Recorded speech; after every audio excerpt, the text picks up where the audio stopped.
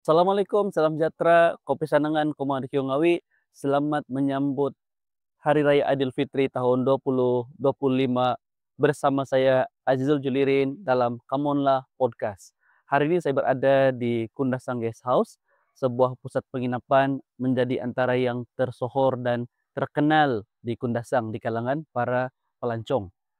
Dan istimewanya pada episode Hari Raya kali ini, pada hari yang baik, bulan yang baik ini, kita akan bawakan seorang tokoh yang berada di sebalik kejayaan Kundasang Guest House ini.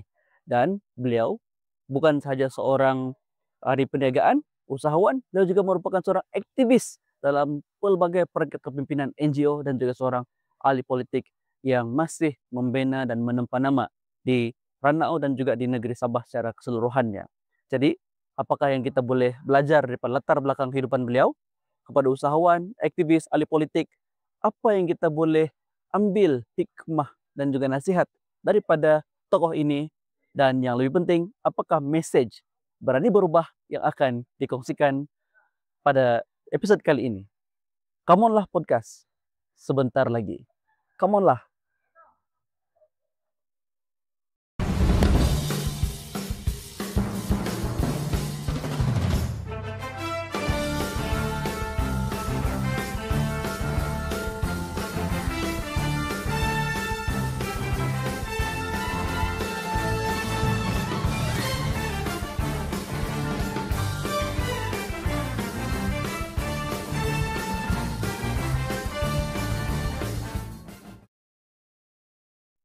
Jadi inilah tetamu yang saya maksudkan sebentar tadi, Datuk Japiril Suhaimin.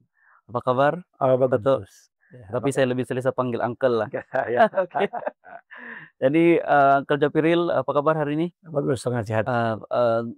Selamat Hari Raya Selamat Raya Mas tahun Happy. 2025, maaf lahir batin. Macam mana sambutan raya kita tahun ini? Sambutan meriah. Meriah. Memang meriah di Kundasang nih, sambutan memang meriah. 5-6 hari itu memang meriah. Alhamdulillah. Ada buat rumah terbuka? Ada, pasti ada. Pasti ada. Pada hari pertama dan hari ketiga ada sambutan. Hari Raya. Dijemput semua datang. Semua datang. Ya. Tapi mungkin waktu kita sedang bersiaran ini sudah berlalu lah Ya. kan. Nah, tapi setiap tahun pada hari pertama dan ketiga memang secara tradisinya akan buat rumah terbuka lah. Ya, hari pertama itu di Kundasang Guest House dan hari ketiga itu di rumah keluarga di kampung Lempisung Kundasang. Iya. Oke. Jadi Datuk Japiril Suhaimin ataupun saya lebih biasa bahasakan sebagai Uncle Japiril ini bukan orang lain lah.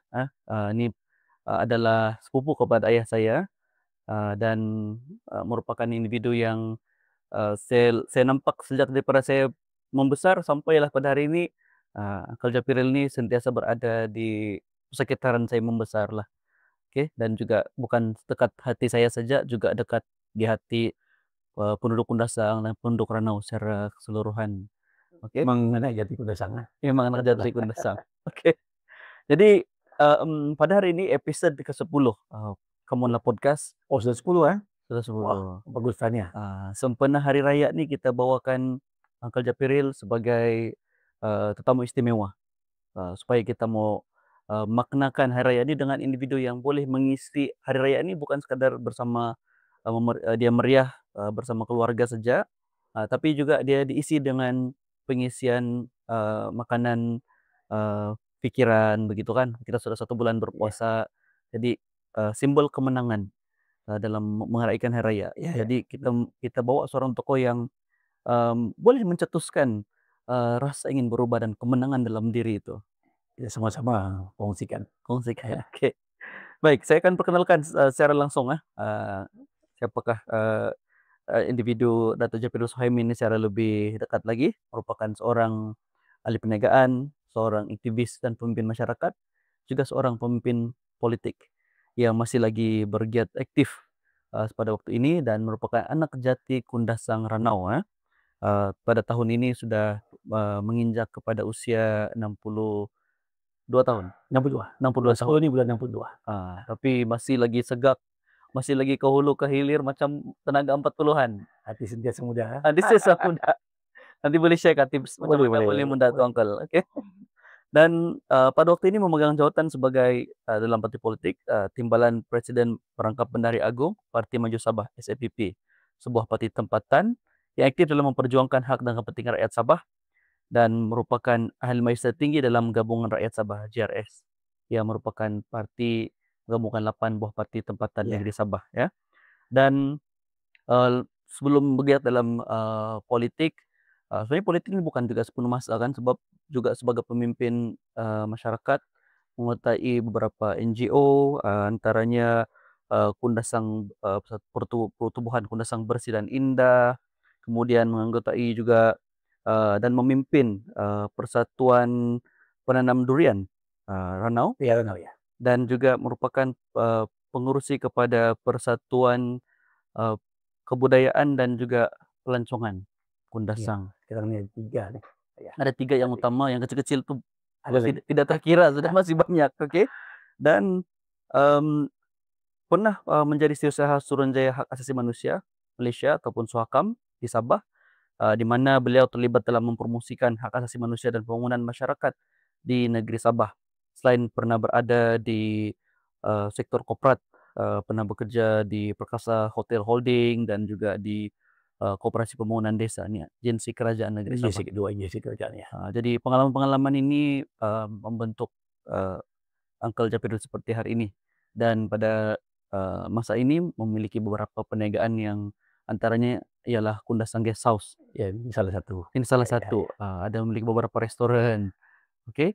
Jadi, dan perusahaan-perusahaan lain yang, sebenarnya membantu meningkatkan ekonomi tempatan. Ada puluhan, mungkin ratusan, komuniti, di kalangan, penduduk tempatan, mungkin bekerja atau terlibat secara tidak langsung yang terlibat di dalam aktiviti ekonomi yang dipacu oleh Uncle Japiril. ya. Jadi kita coba bantu untuk masyarakat lah. Ya, betul. Oke. Jadi Uncle, sekarang, juga masih dalam, agensi kerajaan negeri Sabah sebagai Board of Director Ya, salah satu board of director kepada Sawit Kinabalu. Sawit Ya. Kinabalu. Ya, jadi itu satu agensi kerajaan negeri Sabah antara JLC yang antara yang terkanan, Ya, yang Sawit Kinabalu adalah satu agensi kerajaan yang memang, eee, tekanan dan mempunyai, ikuti ke posisi yang sangat baiklah, ya, di kalangan di antara JLC yang ada di Sabah ini. dan, menganggotai, JLC itu sebagai antara teraju utama pun bukan mudah lah. Itu memerlukan komitmen yang, banyak juga, buah pikiran, Ya. tenaga sana sini outstation lagi kan. Jadi itulah kita akan dengarkan dan, eee, Uncle Japiril sebenarnya bukan juga orang yang, terlalu asing dalam, dunia politik di Sabah atau khususnya di Ranau ini. Pernah, eee bertanding beberapa kali dalam pilihan raya, di peringkat DUN Kundasang, pada tahun 1990, 2008, 2013, 2018. Kemudian pernah juga bertanding di Parlimen Ranau pada 2004. Eee, dan walaupun belum memenangi pilihan raya tetapi memenangi hati rakyat. Rezeki belum ada. Rezeki belum ada, tetapi memenangi hati rakyat, ya. Dan bukan mudah untuk bertanding, beberapa kali dan masih lagi berada di sisi masyarakat dan dekat, sekiranya Ya. dipanggil. Jadi, ini semua antara sumbangan secara langsung dari segi kesadaran politik dan juga antara yang, menggesa kepada penubuhan Suruhanjaya Diraja untuk menyiasat sindiket, IC palsu, Ya. kemudian, juga antara orang yang memperjuangkan Sabah Day Ya. yang sekarang sudah diwarta Sudah sebagai diwartakan 2024 diwartakan, kami berjuang dulu dalam awal 2012, ya, 2015, 2017, 2021 saya jadi pengerusi dan inilah perjuangan kami. Ketika itu kami dalam pembangkang, tapi kini dengan perjuangan ini diwartakan dalam 2024. Ini satu wah, kejayaan, walaupun nampak kecil tapi sebenarnya satu kejayaan yang amat besar. Banyak ya, lagi lah perjuangan yang belum belum belum tercapai. iya, Contohnya Sabah IC. Sabah IC. Wow, itu kita tanya nanti, soalan, segmen kedua Ya, nanti kan. Jadi Uncle, Uncle sebagai seorang, tokoh tempatan yang menjadi inspirasi kepada kami, generasi muda di Kundasang dan di Ranau lah, untuk menjadi usahawan, dan menjadi peniaga, menjadi aktivis yang sebenarnya kalau dilihat daripada, latar belakang pendidikan, mungkin akan kongsikan nanti kan, Angka boleh memilih untuk berada di luar Kundasang, luar daripada Ranau, mencari, masa depan dan kehidupan yang lebih baik barangkali yang dipercayai oleh ramai orang. Tapi memilih untuk, eee, diam dan duduk berjuang di tempat sendiri. Ya, inilah pilihan ya, pilihan. Sebenarnya kita bermula dulu Uncle bersekolah di SK Kundasang Oke. dalam tahun 70 sampai 74. Kemudian kita dihantar oleh Yayasan Sapa untuk belajar di Malaya ketika ikan Pani Malaya, Semenanjung. Dan selepas belajar di sana, Uncle balik belajar di ITM, YS ITM ketika itu, mengambil diploma. Lepas dapat diploma, sambung pengajian ijazah sarjana di Universiti Utara Malaysia. Selepas di sana sebenarnya Uncle ditawarkan untuk menjadi selepas mendapat ijazah dalam tahun 1988, Uncle dapat tawaran untuk PTD. Tapi memilih untuk berada di kampung. Oh, Berada di kampung dan Uncle bekerja di Hotel Kekasih Kundasang sebagai pegawai pengurus pembangunan manusia. Dan ketika itu sebab hati itu di kampung. Karena pada waktu itu Kundasang adalah satu kampung yang memang masih terpencil. terpencil, orang tidak tahu. Dan salah satu waktu waktu Uncle buat tesis itu adalah pembangunan bawah bandar. Pembangunan bawah bandar tadi lebih menekankan kepada Kundasang. Jadi bila berada di Kundasang, kita yakin yang kita boleh bantu. Kalau sekiranya berada di jauh, kalau katakan saya memilih untuk memegang PTD itu. jawatan PTD dalam tahun 1988. Saya baru lahir tuh, Uncle. Hah? Mungkin saya belum lahir lagi. Belum lahir lagi. 88. Saya 81. Ketika ini sebenarnya tahun lepas lah, pensiun kan. Iya, Mungkin sudah memegang satu jawatan tertinggi di iya, persekutuan. persekutuan. Tapi Uncle lebih memilih untuk berada di kampung. Dan walaupun begitu, saya ingat sumbangan itu ada juga lah di Iya, kampung. Dan tetapi dalam tahun selepas Uncle masuk politik terlalu awal. oke. Tahun 1990, ketika itu berumur 26 tahun.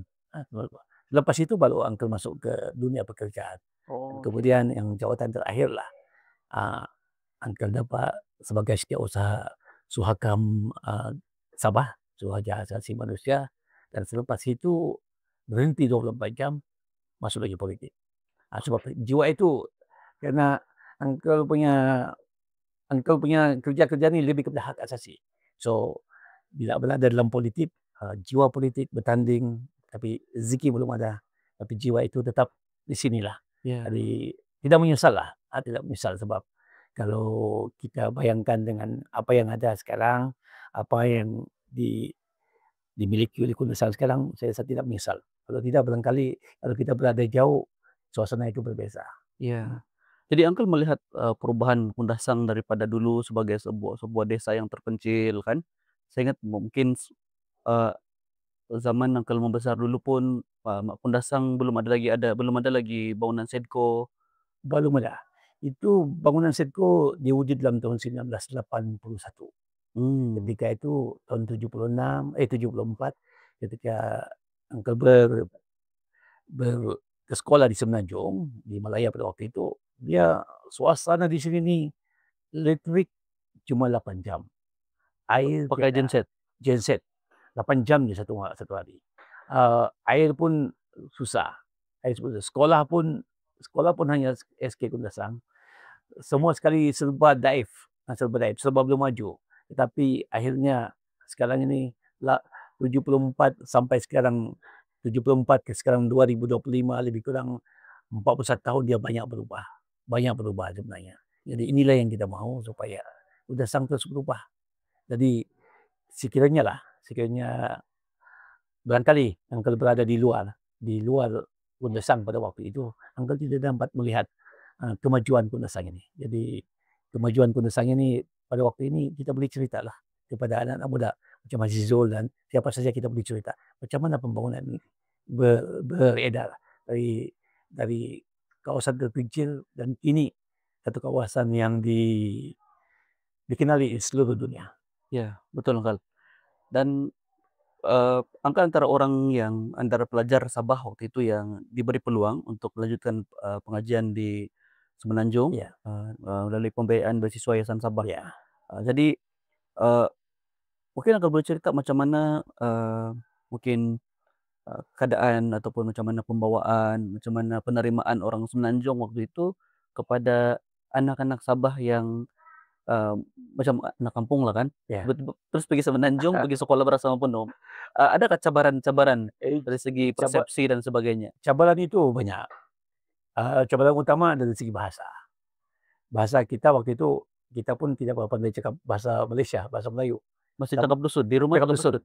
Pergi di sana, pergi di Semenanjung, antara kami orang-orang Sabah yang boleh cakap dusun, kami cakap dusun lah.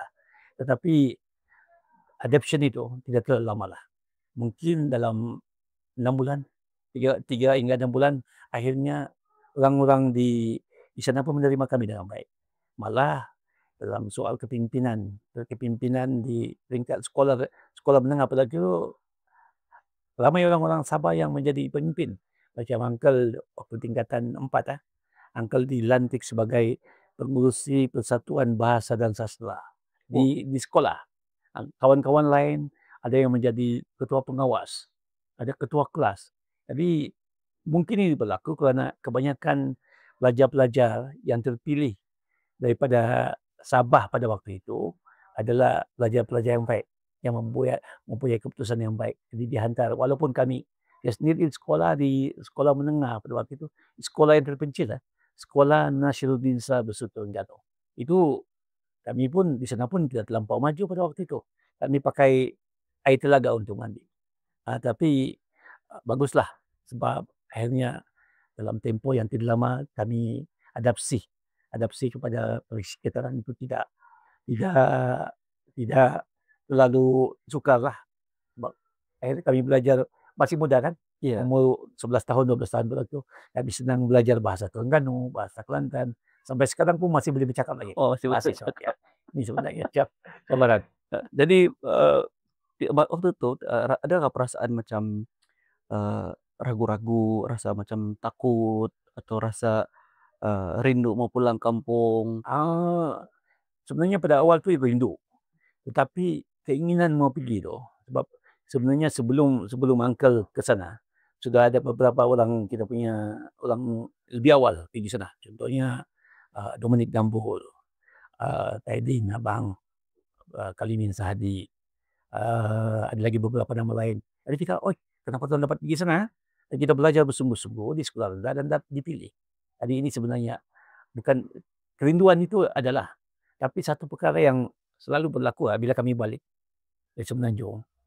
Bila balik, eee mau bercakap balik bahasa dusun pada waktu itu kan, mengambil masa 1-2 hari. Sebab di sana cakap bahasa Melayu, bahasa Terengganu, Kelantan. Balik ke Nesang, jumpa dengan saudara-saudara, adik-beradik semua, itu bahasa tu keluh sikit pun cakap. Ya, Jadi mau kasih tune in balik? mau tune balik, 1-2 hari lah. Lepas itu sampai tidak ada masalah lah. Iya. Dan, tadi Uncle cakap pasal, dapat inspirasi daripada macam senior-senior sebelum Ya. Tuhan. Apa yang membuatkan, eee, Uncle dan juga kawan-kawan lain itu betul-betul membuak-buak dan boleh bertahan sampai 5 tahun? Sebab pada waktu itu semangat daripada orang kampung. Saya selalu meniti saya daripada bila sebut perkara ini. Pada waktu itu kami nak sekolah lah bila pergi sekolah Semenanjung. Kedai itu ada satu kedai kedai lama. Mungkin di kapal nampak di depan sekarang di depan puncak itu. Bila kita pergi sekolah ke Semenanjung kan, Semenanjung kita akan second dengan semua sekali orang-orang kampung lah. Hmm. Orang-orang kampung. Diorang akan bagi duit RM5, RM10. Tidak kira siapa. Tidak kira, saya masih ingat satu nama. Nama dia Sobin. Gani bagi duit Tahu Bapak begitu saja. Bila sampai kami tengok duit kami banyak, sampai 300 400 ringgit uang pagi. Banyak Pak waktu itu kan. Tahun 74, 75 banyak. Jadi sebenarnya pada waktu tidak lama yang ada pelajaran, orang-orang kampung seolah-olah sangat senang hati Pak. Senang hati bila nampak ada pelajar-pelajar macam kami yang belajar belajar ke Semenanjung, belajar tempat lain. Tiada orang universiti waktu itu, tiada pelajar universiti, tiada pun. Di Kudesang mana ada pelajar waktu itu, kabilah harapan. Jadi bila balik lagi, bila balik berapa tahun atau 2 tahun kami akan second dengan dengan dengan mereka lagi senang hati.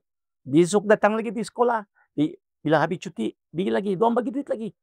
Jadi ini sebenarnya memberikan semangat, dan itulah salah satu sebab kenapa Uncle memilih untuk berada di kampung, bukan menjawat jawatan yang tinggi. Contohnya tadi saya dapat putih di Semenanjung. Tadi saya kata satu masa bila nanti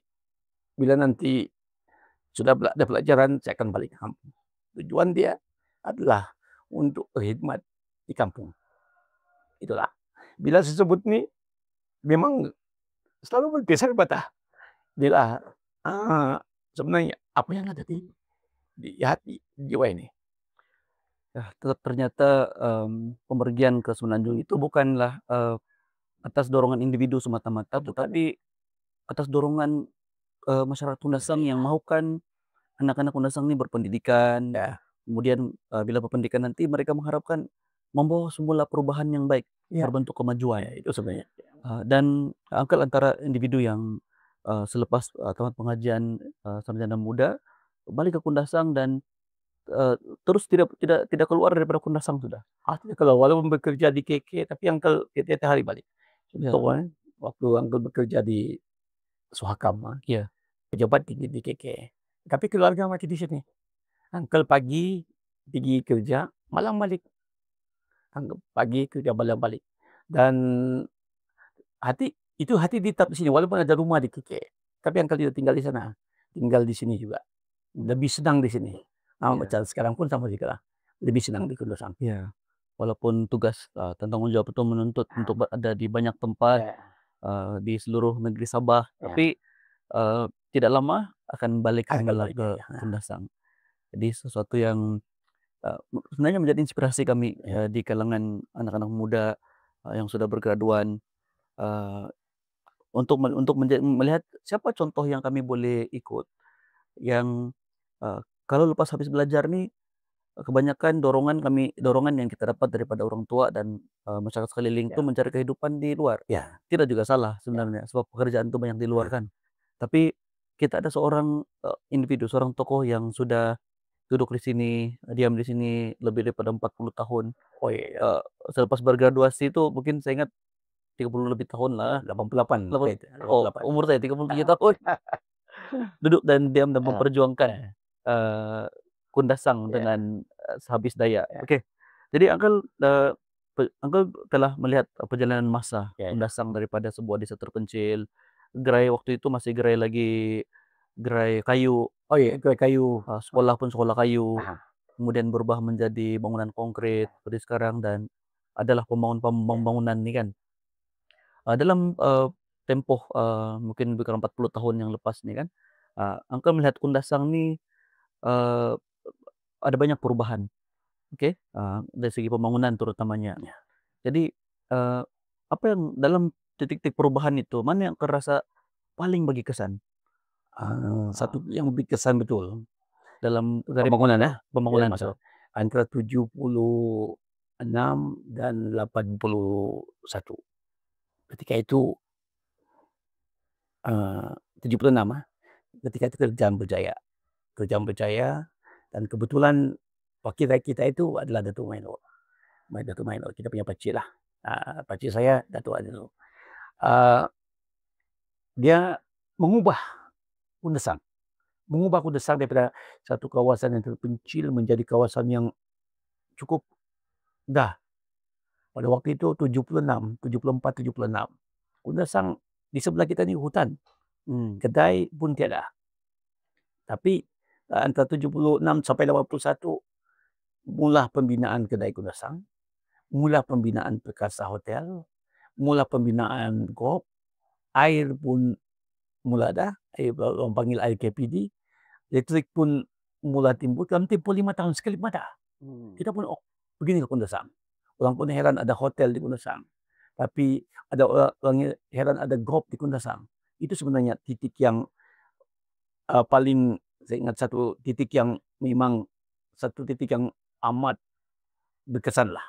Dan tapi barang diingat satu Menol, satu wakil kita itu, dia tidak mempunyai pendidikan tinggi. Dia cuma lulusan Darjah 6 kah, Darjah 6 begitu. Tetapi mungkin karena semangat dia untuk majukan Kundasang, semangat dia untuk memberikan minta nasihat kepada rakan-rakan lain, berinteraksi dengan rakan-rakan wakil yang lain, kepimpinan Sabah pada waktu itu, mengubah Kundasang. Dan jalan, sebagai contoh, jalan ke Kuala Luan pun waktu itu belum ada. Jalan ke Semuru, SK Kundasang pun belum ada. Jalan yang ada itu cuma, yang ada pada waktu itu, yang kalau dapat bayangkan adalah di kawasan Gerai itu, sampai Dumpiring, sampai ke Cinta Matas ya. Kehidupan kita di situ saja pada waktu itu. Itu saja kehidupan. Masilau belum ada. jangan cakaplah. Jangan cakap tiada. Tapi kini sudah berubah. Jadi sebenarnya 5 tahun itu tempo. 5 tahun. Jadi itu sebenarnya satu titik yang menjadi inspirasi betul lah. Dan dalam tempoh perubahan drastik Kundasang, wajah Kundasang waktu itu, Uncle pun terlibat secara langsung. Waktu itu Uncle mula bertanding dalam partai politik pada tahun 90. tahun 90. Lepas itu. Selepas, tapi sebelum itu Uncle aktif dalam pembangunan komuniti Kundasang, yang saya maklum memimpin anak-anak muda waktu itu untuk beraktiviti. Kita di situ kelab, waktu itu kelab kebajikan belia dan sukan Kundasang Causeway. Nah, itu memang kita aktif lah. Walaupun sebenarnya pada waktu itu kita masih belajar, tetapi kita sudah ada persatuan. Dan persatuan itu sebenarnya yang menjadi tunggak lah kepada belia-belia pada waktu itu. Dan untuk makluman lah, kebanyakan ahli kita yang masuk dalam Causeway itu, pada masa ini adalah boleh Uncle ceritakan sebagai bapa-bapa yang berjaya. Bapa-bapa yang berjaya. Jadi inilah sebenarnya yang dibentuk dalam persatuan. Jadi inilah sumbangan kami lah. Pada waktu itu kami tidak ada apa-apa. Kami masih pelajar. Tetapi dalam tempo itu pun kami sudah bergiat dalam aktiviti-aktiviti belia. Dan saya ada nampak juga poster lama-lama lah kan, Uncle antara individu yang terlibat aktif dalam Kinabalu Graduate Association, yang dianggotai oleh ramai orang politik, antaranya Datuk Maksidi, Abidin Madingkir. Kinabalu Graduate Association ditubuhkan pada tahun 1988. Ketika itu Uncle masuk dalam persatuan itu dan bertanding sebagai timbalan presiden. Nah, Datuk Maksidi bertanding sebagai presiden. Bagaimanapun Datuk Maksidi dia tidak menangi presiden, dimenangi oleh Datuk Dr. Usman Minuddin. Dr. Usman Minuddin dia menjadi presiden, dan kemudian Dr. Usman dia jadi ahli parlimen. Kinabalu pada waktu itu. Jadi tengoklah semua sekali ahli dalam TJA itu, question tu, Datuk Maksidi sekarang Menteri Kewangan, satu orang menteri yang hebat. Datuk Abidin Madingkir sekarang ini menjadi pembantu menteri. Nurdin Siman dia menjadi Mayor Kota Kinabalu. Ramai lah sekarang ini Anwar Ghani, dia usaha politik kepada Datuk Dr. Jeffrey Ketingan. Ini antara nama-nama yang ada. Dan ini sebenarnya selepas dia graduate dari tahun 1988, Uncle dia aktif dalam persatuan ini, dalam NGO. Ya. Dan NGO yang Uncle sertai ini banyak melahirkan pemimpin, dan sebagian besar daripada pemimpin tersebut dia terus ke jalur politik, tapi Uncle masih lagi itu sesuatu yang kita merungkai kan, ya Uncle masih lagi stay Kundasang, stay Ranau, dan berniaga. Sesuatu yang, mungkin pada waktu itu agak asing di kalangan, rekan-rekan graduan Iya. yang lain. Pada waktu itu Uncle berhenti sebenarnya bekerja tahun 19 selepas Uncle bekerja sekejap, Uncle berniaga. Jadi Uncle cuba berilah mana-mana perniagaan yang ada, yang orang tidak buat. Dan Uncle berjaya, tapi bukan ada kerjaan sepatutnya lah. Tapi saya puas hati, selain daripada berniaga, dapat duduk kampung sendiri, kita juga berkhidmat dalam masyarakat dan juga berpolitik. Iya. Nanti politik ini hanya kita untuk menentukan siapa pemerintah. Selepas habis, kita bergiat seperti biasa. Karena hati kita, jiwa kita masih terus kepada masyarakat. Iya. Kita cakap tentang perniagaan dulu kan. Saya ingat, ketika awal, Kundasang ini dimulai dikenali, kebanyakan yang membuka tanah yang, mempunyai modal aset yang besar nih adalah pemodal-pemodal daripada luar. Ya. Mereka membuka, motel kan, kalau macam hotel pun bukan daripada penduduk tempatan, dia milik kerajaan negeri Iya kan, sih. hotel kita punya golf club pun Iya. GLC. Iya.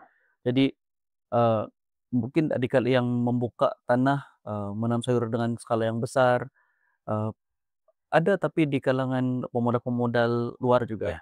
Jadi apa yang mencetuskan Uncle punya rasa mau jadi seorang usahawan, seorang peniaga pada waktu itu yang, ekses perniagaan pun kurang, bantuan jangan cakap lagi lah kan, Memang kurang. mau cari mentor apa semua pun Ya, tiada. ya. Tapi apa yang mendorong tuh, Uncle? Dia sebenarnya satu, banyak pembacaan. Kita banyak pembacaan buku. Lepas tu pada waktu itu buku pun tidak terlalu banyak TV pun kadang-kadang nampak. Tapi bila kita balik ke Kundasang, kita nampak kita punya keluarga dulu berniaga kecil-kecil ya. Hantar sayur ke KK. Jadi Uncle salah satu orang yang waktu setiap kali cuti kita pergi beli sayur berniaga, angkat ke KK. Dan ini sebenarnya kita kata ini peluang besar di Kundasang ini. Kenapa kita tidak ambil? Itulah sebab kenapa walaupun kita ada modal lah. Modal saya berniaga hanya bermula RM5,000. Itu pun kita beberapa kali pergi bank. Akhirnya dapatlah RM5,000. Dapat uang sana. Tapi kadang-kadang kita ni main berani. Perniagaan yang paling murah sekali adalah menjual baja tahe ayam. Inilah perniagaan awal lah. Ini perniagaan awal dan kemudian dia berkembang lah. Jadi banyaklah perniagaan lain yang dicobori selepas itu. Jadi jangan risau lah, mesti berani saja. Oke, mesti berani berubah. Ya, berubah. Kebetulan Ya, sama dengan kita punya tagline, podcast kita. Baik, jadi Uncle kita rehat seketika dahulu, kemudian kita akan masuk semula ke segmen yang seterusnya untuk soalan-soalan dan juga merungkai lebih banyak, percambahan untuk dikongsikan kepada para pendengar kita sempena Hari Raya Aidilfitri 2025. Selamat kembali ke Kamonla Podcast. Masih bersama saya Azizul Julirin dan juga tetamu istimewa kita sempena episode Raya kali ini ialah Datuk Japiril Suhaimin.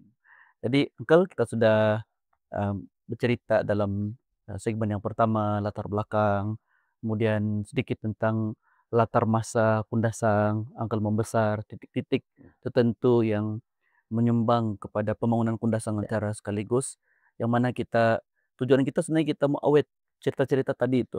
Supaya generasi baru ini boleh dengar, boleh faham, dan boleh menghayati sumbangan orang-orang lama. Dan apalagi kalau macam Uncle Japiril nih masih lagi bersama-sama kita di sisi masyarakat, dekat sama kita. Jadi kita mau awet cerita tadi itu, kisah, pengorbanan, dan juga sumbangan itu supaya tidak luput di telan zaman. Jadi Uncle untuk segmen yang seterusnya lah.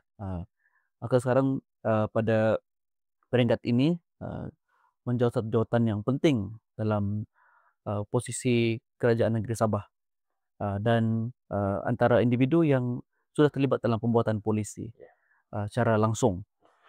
Dan untuk Kundasang sendiri, dalam pengalaman Uncle mengikuti beberapa siri pilihan raya, apa yang kerasa kekuatan sebenarnya Kundasang dan Ranau ini yang boleh menyumbang kepada negeri tercinta ini?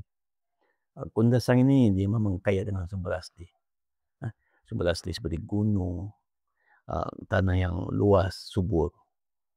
lepas itu cantik, cantik, dia dekat dengan Kota Kinabalu, cuma 2 jam perjalanan. Jadi Kundasang ini sebenarnya adalah pintu masuk, walaupun dia pintu masuk kepada kawasan pedalaman, saya kata Kundasang pedalaman Sabah. Jadi sebenarnya banyak benda yang kita boleh kita mahu di Kundasang terus berkembang. Kerana Kundasang adalah satu kawasan yang memang diminati ramai, apalagi sekarang dengan dunia terbuka orang mau ke Kundasang. Jadi kita mau melihat Kundasang ini terus maju. Kekuatan dia satu adalah dari segi selain daripada sumber adalah dari segi pada manusia. Manusia yang ada di Kundasang ini adalah orang-orang yang berbangsa dusun, tetapi 50-50 mempunyai anutan agama yang berlainan, agama Islam, Kristian dan agama yang lain. Tapi dalam masa yang sama dia masih mempunyai hubungan keluarga yang sangat rapat. Jadi tiada masalah tentang perpaduan, tiada masalah tentang agama dan sebagainya. Tetapi mereka mempunyai satu hati iaitu mahu memajukan Lanao dan juga Kundasang dan tempat-tempat kampung lain di seluruhnya. Jadi ini sebenarnya kekuatan Kundasang ini. Dari segi politik, walaupun kita bergaduh semasa pilihan raya, tetapi pemimpin-pemimpin selepas pilihan raya dia bertaut kembali. Jadi ini sebenarnya kekuatannya. Sebab ada dan dalam masa yang sama yang paling penting adalah Lanao ini sendiri, Kundasang ini sendiri. Dia merupakan penyumbang utamalah kepada Sabah, terutama khususnya dari segi pelancongan, pertanian dan macam-macam lagi. Jadi inilah kekuatan sebenar yang ada pada Kundasang dan Lanao. Ya, dan itu diterjemahkan dalam inisiatif Uncle untuk berjuang Ya. dalam pilihan raya beberapa kali dan membawa gagasan yang cukup jelas dan mudah untuk difahami sebenarnya, wawasan untuk Kundasang. Ya. Sekaligus wawasan untuk Ranau. Ya. Jadi mungkin boleh sebutkan Uncle beberapa poin-poin ataupun isi-isi penting dalam wawasan itu, gagasan itu yang masih lagi Uncle perjuangkan dan apakah kejayaan-kejayaan yang telah dicapai walaupun belum rezeki menang, tapi sudah menjadi pemimpin yang diangkat masyarakat dan terus menyumbang dalam pelbagai segmen. Ya. Uncle dalam mula bergiat dalam politik tahun 1990. Ini 2025, sudah lebih kurang 35 tahun. Dan kalau dikira orang lama dalam politik yang masih giat sekarang ini, Uncle bersama dengan Datuk Basidi, kami sama-sama masuk pilihan raya dalam tahun 1990 di kawasan yang sama, di Kundasang. Dan Datuk Basidi pun masih aktif. Yang pemain-pemain lain dalam politik sekarang ini dia belakang sudah. Tapi Uncle masih aktif lah. Satu umur berapa tahun Uncle? 26 26 tahun. tahun. Masih muda lah. Betul-betul darah muda. Jadi sampai sekarang kita masih berpolitik. Kekuatan, walaupun kita banyak kejayaan lah, sebab kita bukan wakil rakyat. Tetapi saya percaya kadang-kadang saya pun rasa senang hati juga. Walaupun kita menang tetapi ada juga sumbangan kita. Terutama sekali salah satu sumbangan kita yang paling besar lah adalah dari segi pembangunan sukan bola sepak misalnya. Seperti yang saya sebutkan tadi, Koswik telah mengeluarkan beberapa orang pemain bola yang berasal dari Ranau. Contohnya Dunian Solo, Rahimin, lepas itu Dunian Solo, Januin Basiau, Heri Impang yang pernah hampir mewakili Sabah. Yang mewakili Sabah adalah Dunian Solo, seorang pemain yang bagus pada waktu itu. Kemudian dari segi klub KBI, kita telah bersih indah. Kita punya tujuan adalah untuk menjadikan Kundasang ini tempat yang terbersih. Walaupun tidak mencapai pencapaian 100%, tetapi dengan kapasiti kita sebagai NGO, kita percaya sekurang-kurangnya memberi kesedaran kepada masyarakat dalam 50% kah, 50%. Begitu juga lah dari segi penganjuran yang lain.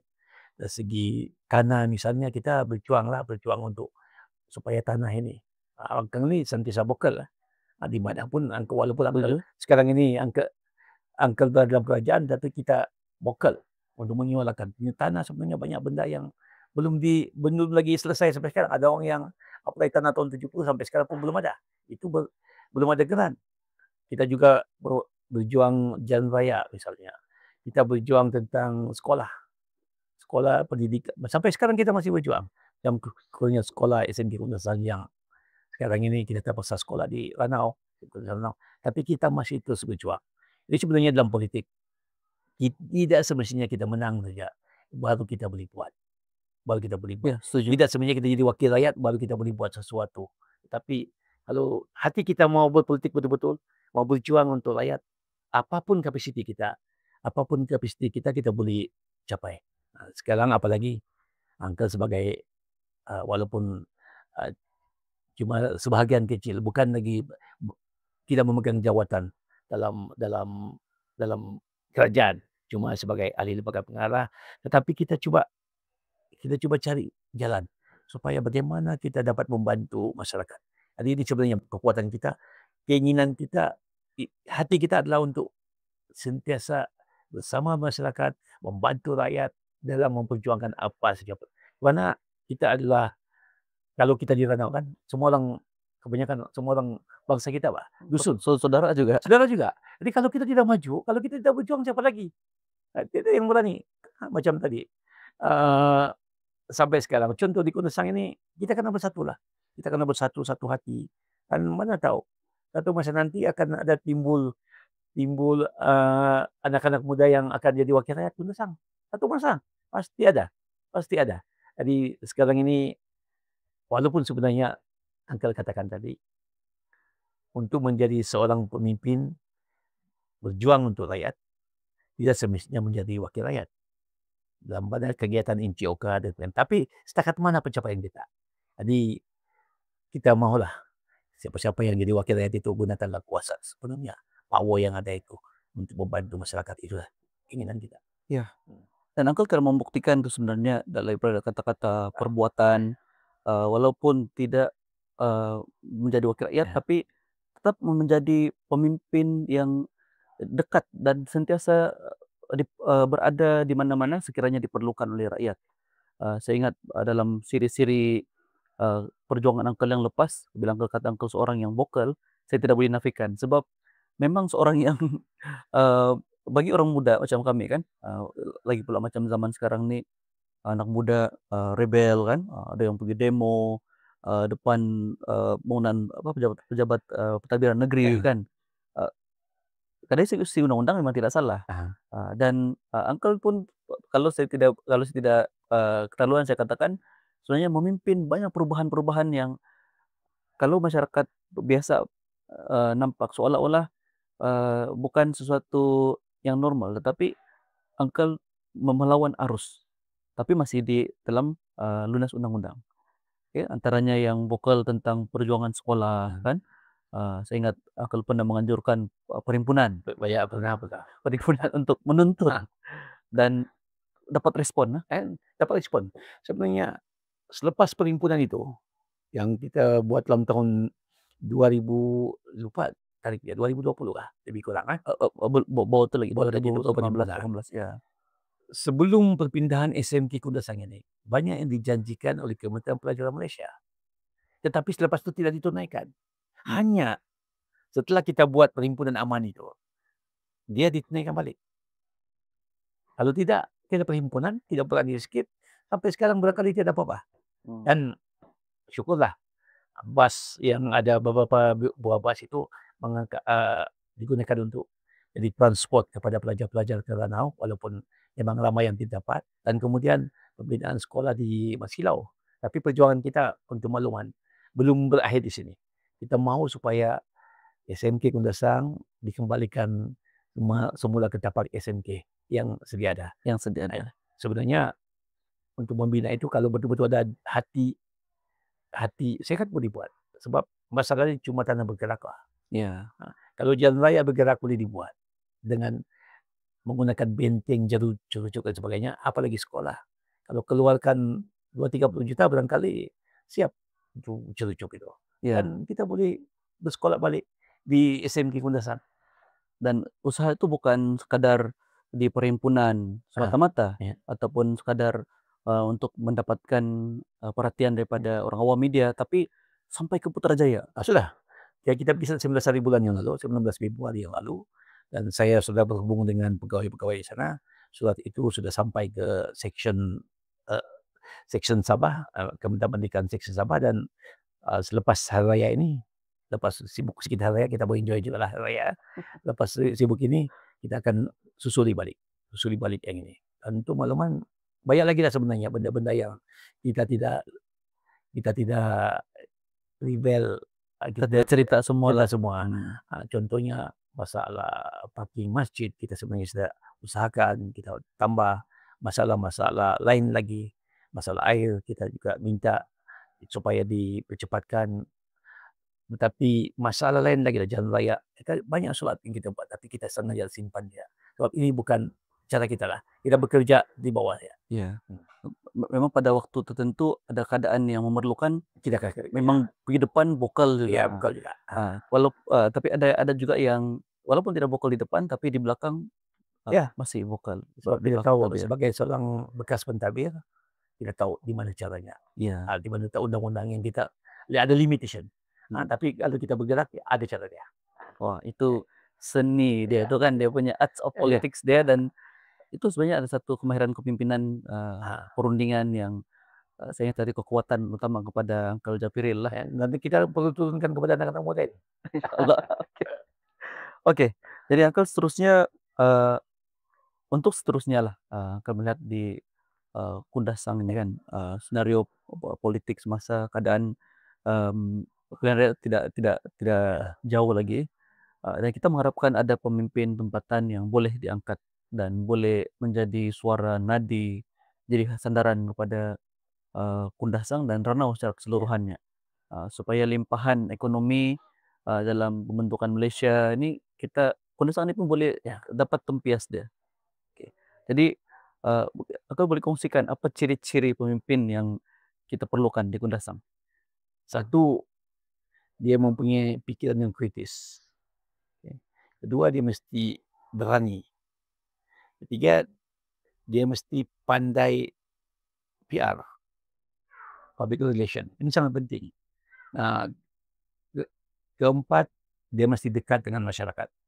Ada setengah pemimpin yang dia mungkin pandai di atas buat semua ini, tapi dia tidak mesra kepada masyarakat.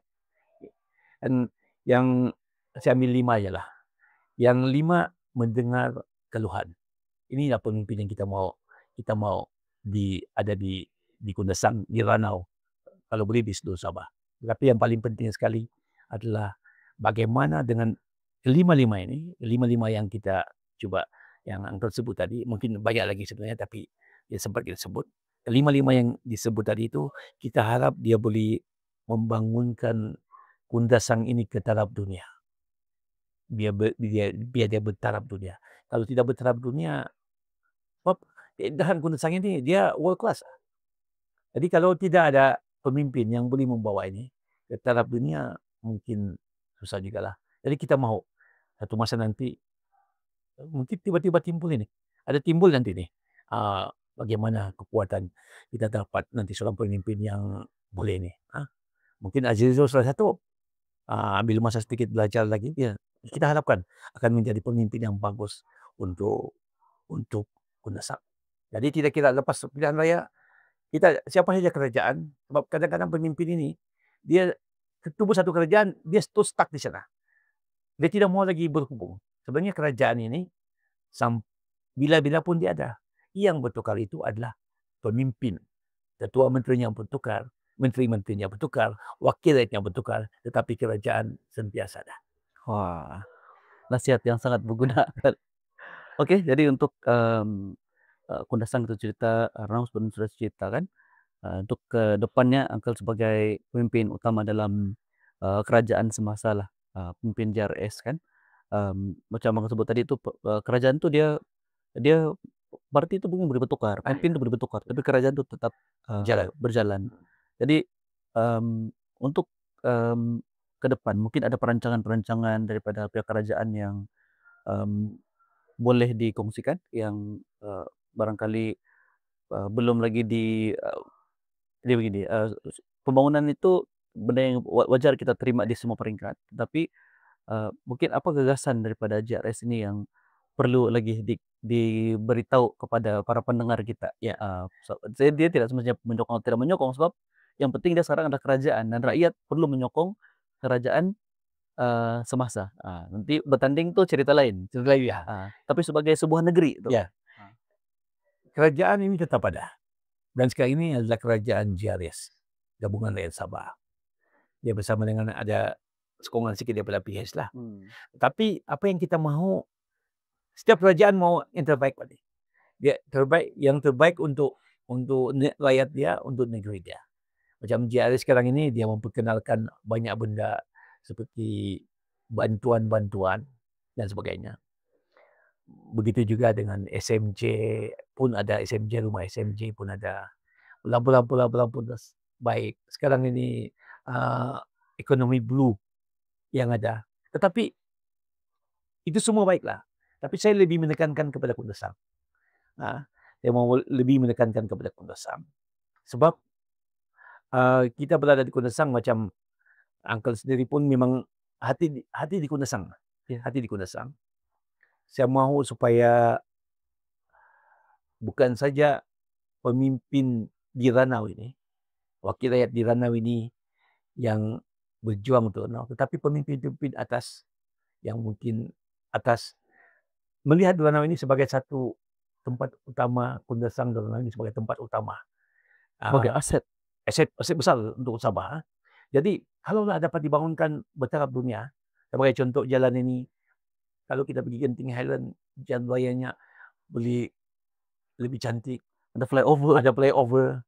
Barangkali satu masa di Kundasang ini ada Cable car barangkali, mungkin bukan di sini tapi tempat yang lain. Satu masa barangkali ada convention center.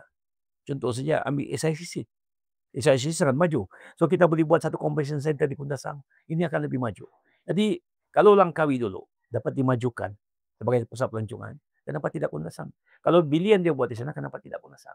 So walaupun sebenarnya kita mahu Sabah maju, tetapi sebagai pemimpin yang ada di Kundasang, ada di Ranau, kita mahu supaya siapapun wakil rakyat yang bakal akan jadi wakil rakyat di masa akan datang, tidak lama lagi nih, bulan 10, kita mahu mereka menitik ibaratkan tentang pembangunan yang rakyat mahu, dan dalam masa yang sama, selain daripada kemajuan di Kundasang, kita mesti ingat, Kundasang ini bukan kecil.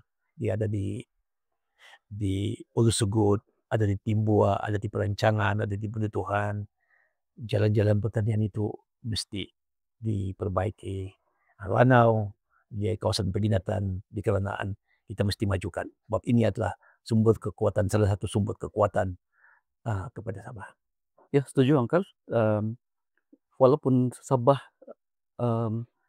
sebagai sebuah negeri yang diperintah oleh JRS sekarang sedang membangun, sedang mencapai pencapaian yang baik, tetapi fokus yang kau sebutkan tadi perlu diberikan perhatian kepada Kundasang, sebab daripada Kundasang Ranau ini limpahan ekonomi daripada sini akan menyumbang juga kepada Sabah secara keseluruhan sebenarnya kan? Ya, ini sebenarnya. Dan dalam yang sama juga jangan lupa kawasan-kawasan lain banyak ini. Ya. Seluruh Sabah ini memang sangat maju. Tapi kadang-kadang macam orang terlupa lah Kundasang. Orang terlupa sebab kalau orang dapat kita pergi luar negara lah. Kita pergi orang Malaysia saja. Kalau ramai berkata kalau tidak pergi Kundasang, tidak asal datang ke Sabah. Iya. Jadi, tapi bila datang ke Kundasang, kadang-kadang kita nampak macam indah kabadai rupa lah. Ya. Sebab pembangunan infrastruktur itu belum apa yang kita mau. Ya, masih Jadi, perlahan. masih perlahan. Kalau tidak bertaraf dunia pun, dia bertaraf Malaysia lah. Betul Malaysia. Dan Uncle telah menunjukkan visi misinya itu kalau ada rezeki insyaallah kalau Uncle diberi peluang untuk naik semula sebagai pemimpin, insyaallah saya ingat orang Kundasang akan merasa cukup bertuah lah. Ya, mudah-mudahan rezeki satu masa nanti. Tapi inilah orang politik ini, kita tidak boleh, kalau kita bertanding, kita tidak boleh katakan kita menang. Sebab apapun ditentukan di rakyat, Oleh ini rakyat. petinggi. Betul. Itu semua yang menentukan. Jadi inilah sebenarnya. Tetapi insya Allah kalau diberikan rezeki, ada rezeki untuk kita. Mungkin bukan sekarang, mungkin masa lain, ada rezeki kita akan buktikan bahwa Iya. kita sebenarnya mempunyai visi dan keinginan untuk memajukan tempat lahir kita, termasuk tempat lahir kita. Insyaallah. Jadi saya kira itu satu kata-kata yang cukup padu, cukup, bulat, cukup, bertekad untuk menjadikan, tempat kita lahir, tempat kita membesar, kita cari rezeki ini, tempat tinggal kita ini suatu yang lebih gemilang, lebih cemerlang pada masa depan. Dan kita mengharapkan, dengan, message, yang diberikan tadi itu adalah satu message, yang disepakati dan dirasain juga bersama-sama oleh pendengar, untuk kita berani berubah menjadi lebih baik daripada keadaan sekarang. Karena perubahan itu macam Kakak sebutkan tadi, menjadi, dulu, daripada daerah yang, terpencil menjadi daerah yang membangun, dilewati oleh segenap pelosok dunia, dan kita perlu berubah lebih baik lagi. Baik, mesti berani. Mesti berani. Mesti berani. Mesti berani Kalau berubah. tidak keberanian, Tiadalah. tiadalah perubahan. Tiada. Mesti berani. Ini dia punya konsep. Konsep dia boleh katakan berani berubah ataupun dare to fail. Dare to fail kan berani gagal. Bukan saja berani berubah tapi berani gagal. Tetapi kegagalan itu adalah satu isyarat penting bahwa kita sebenarnya berani berubah. Iya, itu satu, pengakhiran yang cukup, padu daripada Uncle Japiril untuk sesi istimewa kita sempena hari raya pada kali ini. Jadi terima kasih Uncle sekali lagi sudah Sama-sama. diberikan masa dalam kesibukan, jadwal yang, cukup padat setiap hari, ke sana kemari perniagaan, sebagai seorang ayah juga, sebagai pemimpin masyarakat, seorang pemimpin dalam, JLC, Ya. sudi juga luangkan masa dengan kita, dan terima kasih juga banyak menyokong anak-anak muda di, Ranau Kundasang nih. Saya setiap kali kalau ada keperluan saya telepon, "Uncle, kami perlukan begini-begini," tidak pernah tidak disambut. Termasuklah juga jemputan podcast kita pada hari ini. Kita mau anak muda ini berjaya. Berjaya satu ya. Anak-anak muda ini, saya sebelum kita akhiri, saya mau dia mesti banyak rangkaian. Rangkaian itu tidak semuanya kabel, orang bilang kabel. Tetapi rangkaian itu mesti menyertai persatuan. Persatuan kalau mau jadi penanam durian, masuklah persatuan penanam durian. Kalau mau jadi penanam sawit, masuklah persatuan penanam sawit. Kalau mau bergiat dalam bola sepak, ambil persatuan-persatuan sukan sebaiknya. Kalau dalam perniagaan, join. Kalau mau masuk politik, masuk politik. Jadi ini sebenarnya rangkaian yang ada, dan melalui persatuan-persatuan ini sebenarnya dia boleh menjadikan anak muda itu seorang yang matured nanti. Jadi gunakanlah anak-anak muda ini mesti semua ini. Ada harap, ada akhir sekali saya mau satu masa nanti, saya masih mempunyai impian. Satu masa nanti ada seorang yang tidak tahu siapa akan muncul menjadi wakil rakyat semula di Kundasang. Mungkin sekarang, mungkin 5 tahun dari sekarang, mungkin 10 tahun, tidak tahu. Tetapi itulah sebenarnya salah satu hasrat lah kita. Besar harapan tuh Uncle. Ada nanti. Mungkin Uncle, untuk ucapan raya kepada pendengar kita. Oke. Pertama sekali saya mengucapkan selamat Hari Raya Maaf Zahir dan Batin kepada semua sekali pendengar, khususnya di Kundasang. Barangkali saya pernah mempunyai kata-kata yang kasar, kesilapan, dan sebagai yang sudah berumur 62 tahun ya, masa muda-muda dulu barangkali lain, sekarang semakin matured. Jadi bagi pihak saya, keluarga saya, dan anak-anak saya memohon maaf zahir dan batin kepada semua sekali. Jadi terima kasih banyak. Oke, terima kasih Uncle. Ya. Sekian saja sesi podcast kita untuk, edisi raya tahun 2025 bersama tamu istimewa kita, Dato' Japiril Suhaimin. Teruskan bersama-sama dengan Kamunlah Podcast, like, share, subscribe dalam platform sosial media kita. Kita ada YouTube, kita ada TikTok, kita ada Facebook, juga ada Spotify. Sebarkan message Berani Berubah ini supaya lebih ramai yang mendapat manfaatnya. Terus bersama kami dalam Kamulah Podcast, Berani Berubah.